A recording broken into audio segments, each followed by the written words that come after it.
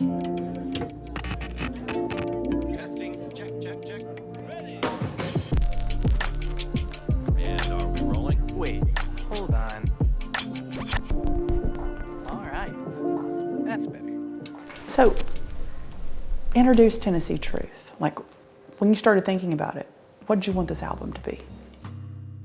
You know, it took me a little bit to kind of figure that out coming off of Sunshine State of Mind, you know, and switching labels and just trying to channel, you know, where I felt like I was in real time and how I wanted to get another project out. And honestly, you know, I really consider this more of my debut than Sunshine State of Mind for many reasons. But, you know, just the simplicity of the life that Brittany and I enjoy. You know, obviously we've been very successful and been very blessed through FGL and all those years and been able to see a lot of great places and meet great people. But when you really strip it down to the life that we live, it's pretty simple. It's not swinging from chandeliers, and you know, it's finding myself wanting to work hard to really not do much. You know, when I get off time, it's like I want to piddle around on a farm, or I want to, you know, go maybe get creative by the beach, or go for a boat ride, or literally just be at the house,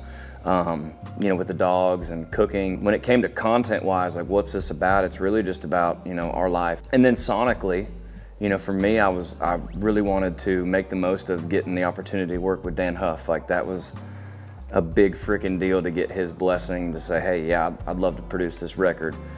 He's a legend producer, a legendary guitar player, and so to have him on some solos was a big freaking deal in guitar world. I know a lot of people that may not even know how great of a producer he is know his guitar playing. It was important for me to have these obviously country elements. Like I love country music, I love the country community, and I'm grateful to be a piece of that. And it was important to have, you know, Paul Franklin play steel on this record, to have Janae Fleener some fiddle on this record. It was really important to me to have those elements to make it authentic and to make it just next level for me. I wanted this record to be fun. I wanted it to feel real and not too over thought out and not too complicated. And so, you know, songs like Bare Feet or Boots is a great representation of just kind of how we live life, you know, love being, you know, a pair of boots today in Nashville working, or out on the farm, and a pair of, you know, snake boots walking around fishing or clearing stuff, or bare feet riding around, you know, our little beach town in Florida on an e-bike. We love both, and so that's really kind of the heart of it, you know. 10 o'clock on the dock felt like it could have been on Sunshine State of Mind, and I think that was cool to kind of drop that on this project, to point people back that way, to also say, hey, I'm still this, and I'm also this, and to be able to share more of myself and just sonically and lyrically and just like what we enjoy. And so it was a fun process. It took like over a year and a half to write, to record, to kind of get these pieces together, but really proud of it. I wrote 8 out of the 12 songs, and really proud and really connected to the songs that I didn't write. I mean, I wouldn't have recorded them if I didn't, but it's just, you know, a couple friends texted me some songs, and then Allison and Carly at the label hit me with some other songs and say, hey, just live with these. And, you know, I'd live with them, and I kind of knew immediately if I liked them. I'm like, I'm adding this to the list, you know. I'd be walking around out working, or I remember on my birthday trip last year in August, I was singing the heck out of 10 o'clock on the dock, and I was like, I think I got to cut that song. I cannot stop singing it. And that's how I was learning it. I didn't look at the lyrics. I just kept listening to it, and I'd learn a couple lines just from remembering it, and then I'd add a couple lines to that. But I'm just really proud of it. I love country music, and I'm grateful to bring, you know, my brand and what I'm doing to the fans. So this one time I interviewed Brian Kelley, and I had him for like 45 minutes, and he answered every question I had in the first 3 minutes. So, Sorry. I feel like people who think they know you from Sunshine State of Mind and from a lot of the music that Florida Georgia Line put out might be surprised when they listen to this. Yeah, I hope people are surprised, and I hope they love it. You know, I worked really hard on you know, finding these songs, writing these songs, you know, working on my voice. I think it sounds really strong, and I've always, you know, tried to deliver a vocal that fits the song, you know. So, you know, I'd say it's probably a little richer, it's a little more powerful and stronger on this record, and that's definitely on purpose because that's where it lends itself, you know. And that's also fun to show, like, hey, I can do this too. You know, I'm not just one thing. And so that to me is like, I hope people are like, dang, that sounds good. That's a cool song. He's a great writer, whatever they may think. And I hope they can tell, you know, that there is a difference and that there's more than just, to me, than just like one project. I was listening back to some old Chesney records recently, and I'm a huge fan of him. And I was like, man, just to even hear it with my ears now, you know, like, you know, that song, Me and You. It's real old, but it's like, man, he sounded so young there. Still sounds like Kenny, but like you can tell he's gotten better, he's grown up, and it's this like maturing. And so I definitely think that's, you know, in a couple years, that's definitely happened to me where been working on my voice, been singing a lot more. You know, Sunshine State of Mind was right out of me not singing that much lead even, you know, just really for that record. And so I've done a lot more touring, a lot more singing in the studio with my voice, and there's pieces of my voice that you're getting to hear that are different on this record. And I think that's really cool, you know, and I'm really grateful for everything that I was able to learn in the FGL days because, you know, I wouldn't have what I have if not for that. Hopefully it catches some people off guard that maybe have a preconceived notion of, you know, them thinking who I am, you know, maybe just the beach cowboy or just the guy from FGL. Well, it's interesting because when I was listening to this, every song, it was like, that's a great line. That's a great line. It's like if I had sat there and like written down every line that I was like, that's fantastic, I would have still been at home writing down lines. What are your favorite lines? You know, there's days when you're writing where your contribution, it just depends. Some days you're hanging on for dear life, and some days you're leading the charge, you know, and some days it's somewhere in between. And Kiss My Boots was one of those days where I just was channeling feelings and truth, and just, you know, it was like almost it was already written. I was just placing lines, you know, and so that was just magic for me. It's almost like that song didn't not exist. And at the same time, the crazy thing about that song specifically is like I didn't show up to write that song that day. That song only happened through a pretty interesting chain of events of, you know, showing up to write on a Friday. I had 2 guys in the room with me and then 1 guy on Zoom, and we were kicking around ideas for 3 hours or so and didn't land on anything. And finally I was like, hey, I'm gonna get a snack. Let's just take a break, just walk around for a second, just do what we do when we're stuck, you know, just kind of get a bite to eat. And so we came back, and it just started with a line of like, comes out with the whiskey, comes out in the whiskey. That's what we started with. And it struck a chord with me once we kind of dove into it, and I just kind of knew where I wanted to take it. Like a byproduct of showing up and waiting around for something to happen. You know, I learned so much about songwriting from this record, piecing it together and taking your time with it, not trying to rush just across, hey, I wrote a song today. I'd enjoy it too much, and I'd rather leave with 1 or 2 great lines and come back to it a week later and try to finish it than just sign off on a song just to say we wrote a song that day. Talk about the inspiration behind that song, because it came out and the whole world was like, we know what that's about. Yeah, I could see how people perceive it to be, you know, just about one thing or one person. Like I'm not naive to that. But like I said, you know, being not the only person that wrote that song, I know what it means for me, and I know it means multiple things for the co-writers. And at the end of the day, I wrote that song for me. It's helped me heal in a lot of different ways. And even having it out, and even having it around for the past year, I wrote it a year ago, it makes me think back to even being, you know, a new kid in town and thinking that about certain people in the industry, you know.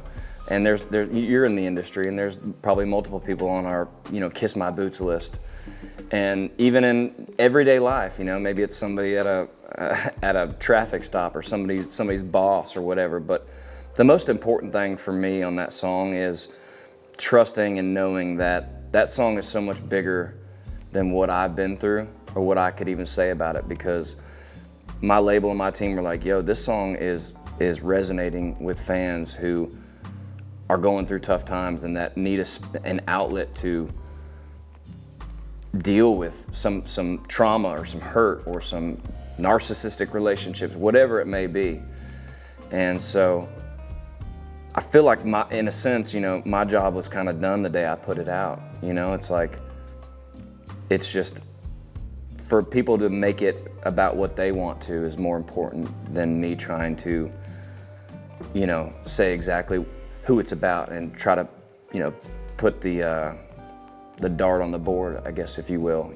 I really have enjoyed, and it's been really fulfilling watching people say, hey, I've been going through some stuff in my life, and I've been working out to this song, and it's helping me, stay on the high road and not blow a gasket on somebody. It's like now there's an outlet through this song to be like, man, take a deep breath and go blast this song, and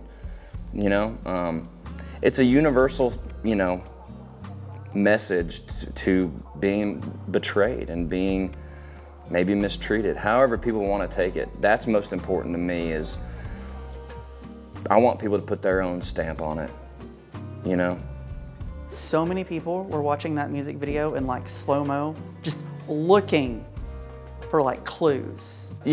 I really enjoyed conceptualizing that video, and I wanted it to be a little mysterious. I had this idea sitting by the fire one night, and I wasn't trying to get creative on it. It just popped in my head, that opening shot of getting a call and it not necessarily being line for line with the words, like going off of, there's no singing, it's not a typical music video. I'm not like, there's no hero shots.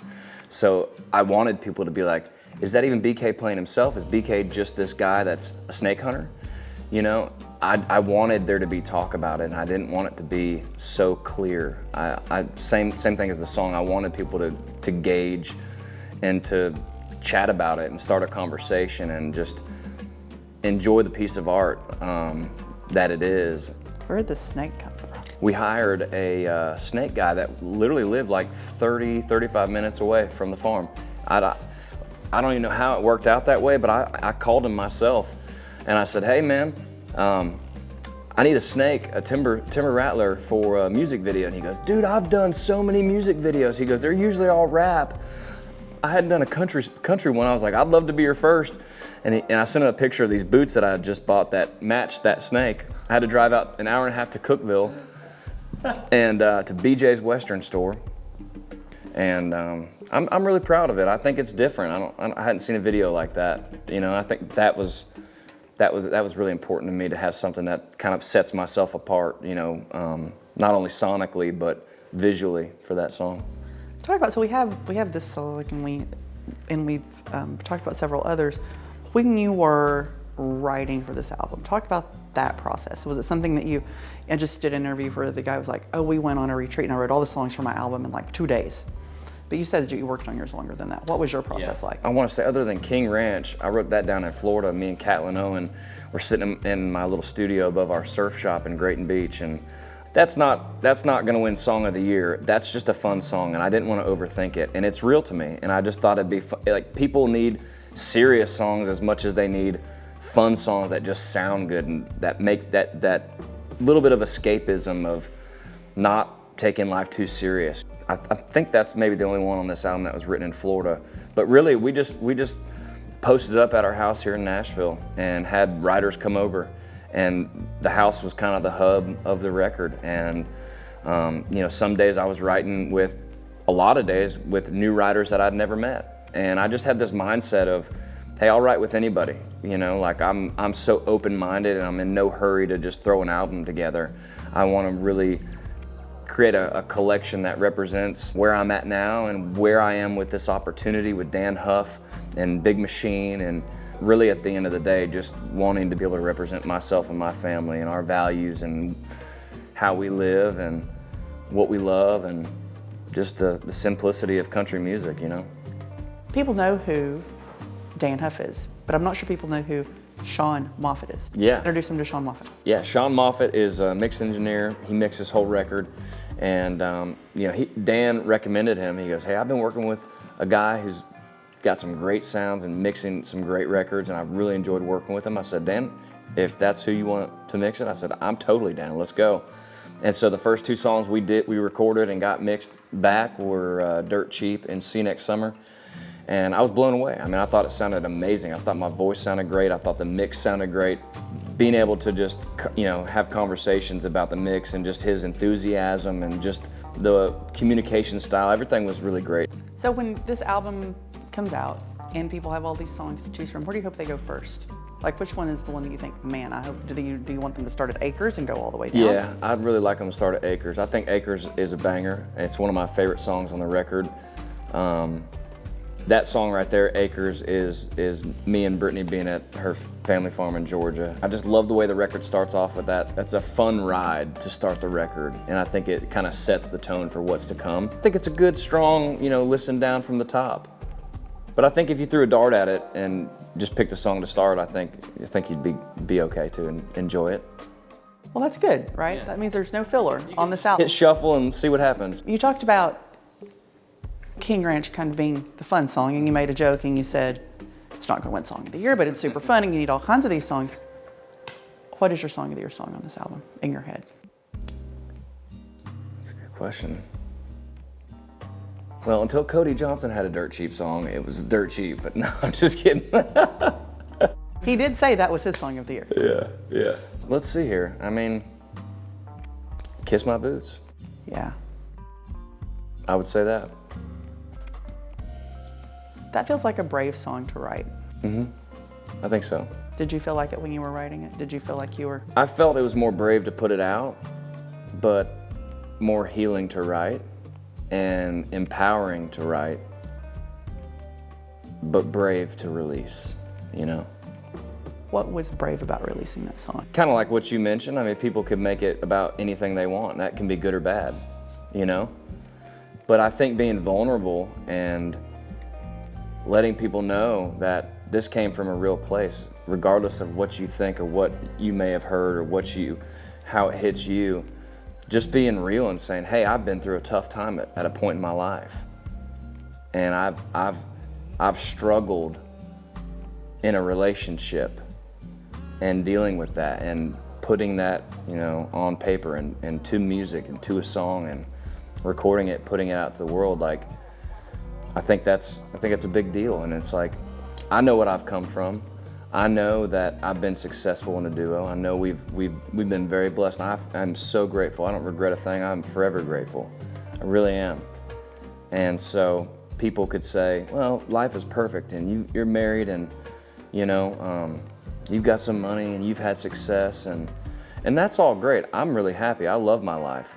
But I think any normal person knows that life isn't perfect. I've been mean to you. I mean, like, just straight, like, if you live in Nashville, I mean, people have not been nice to you. Like,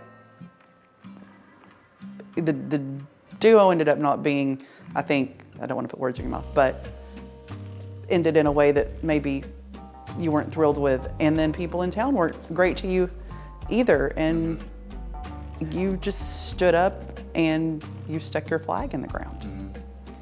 I agree with what you said. All of us artists are real people.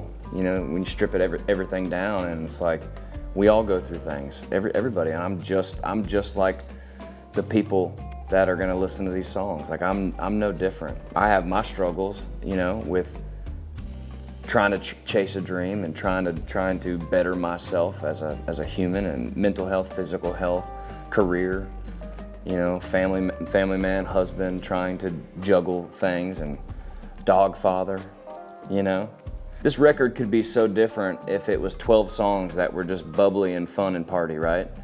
And so I think the one song that is Kiss My Boots more than makes up for it being just one song. It's that heavy and it's that powerful and it's that moving, I believe. And so it's just that perception of what people could or may have of me coming from where I've come from. But just to say, hey, I'm a real person just like y'all, and I put my heart on the line, and I put it out for the world.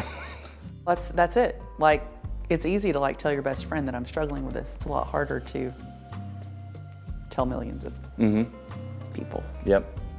How did you feel when it came out? Were you Great. nervous? No.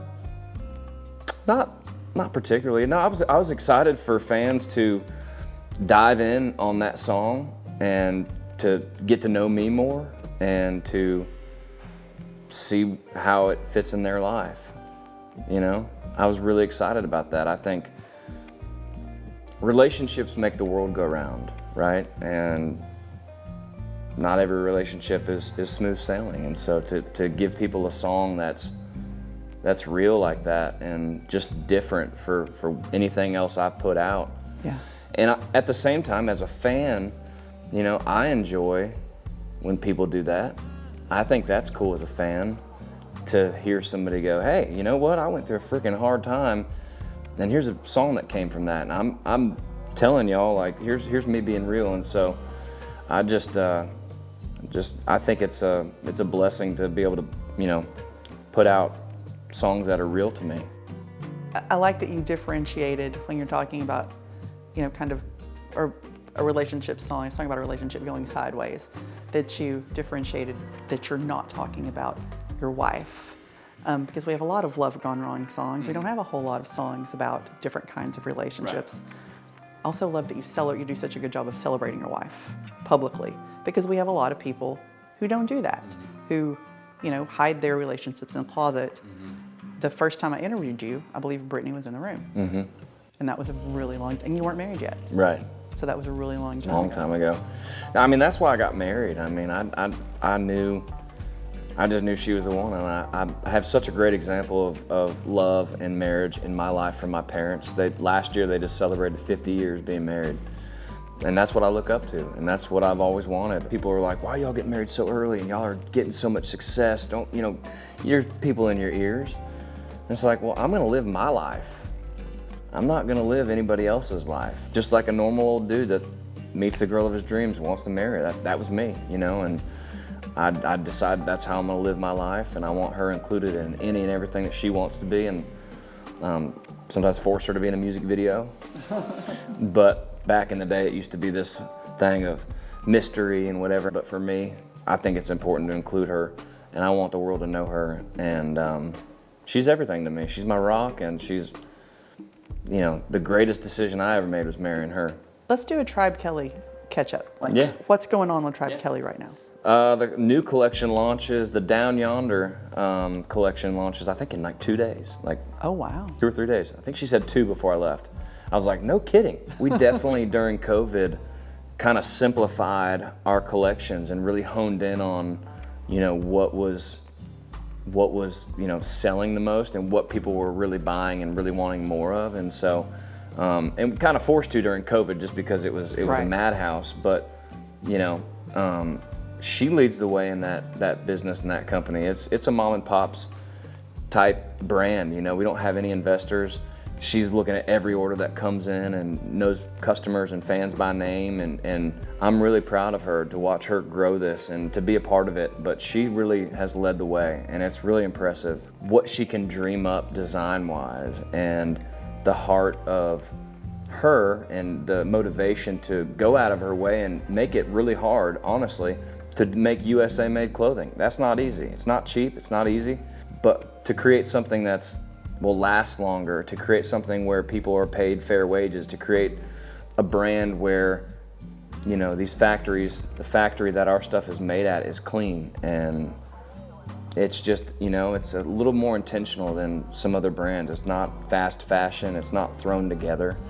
It's just like my music. It's intentional and it's thought out and it's real. Brittany and I love architecture, we love real estate, we love anything with a story, and so we found this old house down in Santa Rosa Beach, right across the beach, and we renovated it and had this concept of Papa Surf Burger Bar. I'd had the name Papa Surf in my head to use for something one day, and then it was just kind of a timing thing. It was like, this cool little property came up for sale, we snagged it, and then we called Jason Aldean and his wife, and Tom Glavine, who's a MLB pitcher, and his wife Chris, who live really close to there, and just said, y'all want to hop in on this? We were just telling them what we were doing, and they're like, we'd love to be a part of that. We wanted to take an old little house cafe that was famous back in the day and bring in some new with the old, you know, and so the whole backyard tree system was preserved when, you know, it would have been easier to maybe just, you know, tear down the house and somebody could build condos there and you make some money, but it's like, no, we like intentionality, we like doing things different, and it has a story. Like, let's not knock that down, let's preserve it. To just have a cool burger spot where locals and tourists can go and make memories. You know, I remember going to Panama City every summer from Daytona Beach and going to a bunch of little restaurants and making memories, you know, spending all day at the beach, being sunburnt, and going out to dinner. So tell me where you're going to be this summer. Yeah, I got some pretty cool festivals lined up. I was going over my calendar this morning and just getting excited about it. You know, Watershed is a huge festival overlooking the gorge. That setting is like maybe one of the best venues in America, and really looking forward to doing that solo and just seeing what it's all about, you know, and just getting these songs out to the world and living these songs out in person is the highest of highs that I could have. Seeing people's reaction and vibes in real time is very life-giving. And then I got Summerfest in Milwaukee. That's going to be awesome. That's actually on the 4th of July. So I can't wait to, it's going to be hotter than hot. You're going to melt. It's going to be ridiculous. I'm already going to start training for that. You're sweating now thinking about that. I know. So festival season is right around the corner, and just being able to add these songs into the set that are going to be out and able to stream, and people can be like, okay, cool, I can hear it. Because I've been playing King Ranch out for a year probably now. And so there's definitely some YouTube videos and stuff, but to point people back to this record is really exciting to just have it out. And at the same time, I'm looking forward to writing and recording some more, you know, as soon as I can. You know, I like staying busy. I love projects, and ready to get back to work.